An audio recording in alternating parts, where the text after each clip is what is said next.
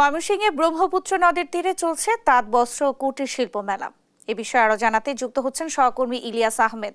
ইলিয়াস, মেলায় ক্রেতা দর্শনার্থীর উপস্থিতি কেমন দেখছেন, কি বলছেন তারা, বিস্তারিত জানাবেন।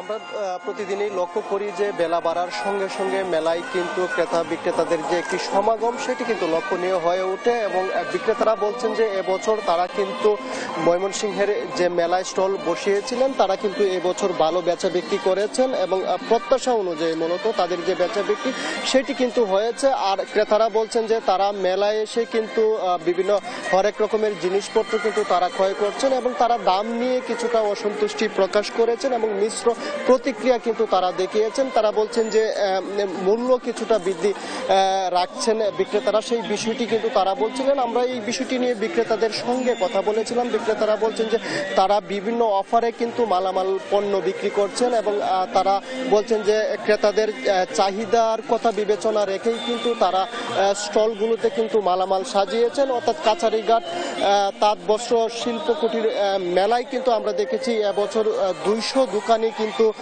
তারা বিভিন্ন পসরা সাজিয়ে কিন্তু এবছর তারা বসেছেন এবং তারা বলছিলেন যে আগামী বছর হয়তো তারা এইখানে মেলা করতে আসবেন, কারণ এবছর তাদের কিন্তু বেচা বিক্রি অনেকটাই প্রত্যাশা অনুযায়ী হয়েছে। সেই লক্ষ্যে কিন্তু তারা আগামী বছরও এখানে আসবেন। অর্থাৎ আমরা দেখেছি গত 12ই ডিসেম্বর থেকে এই মেলাটি শুরু হয়েছে, আগামী শনিবার কিন্তু এই মেলাটি শেষ হওয়ার কথা রয়েছে। অর্থাৎ মাসব্যাপী এই তাঁত বস্ত্র কুটির শিল্প মেলায় ব্যাপক দর্শনার্থী এসেছিলেন এবং তারা কিন্তু আনন্দ উপভোগ করার পাশাপাশি তারা কিন্তু বিভিন্ন পণ্য সামগ্রীও কিন্তু কিনেছেন এবং আমরা দেখেছি বিশেষ করে যারা শিশু আছেন তাদেরকে কিন্তু বিভিন্ন রাইটের এই ব্যবস্থাও কিন্তু এখানে ছিল। অর্থাৎ বলা যায় যে মোটামুটি ভালো বেচা বিক্রির মাধ্যমে এই মেলাটি কিন্তু শেষ হচ্ছে। এই ছিল আমার কাছে ময়মনসিংহ থেকে সর্বশেষ।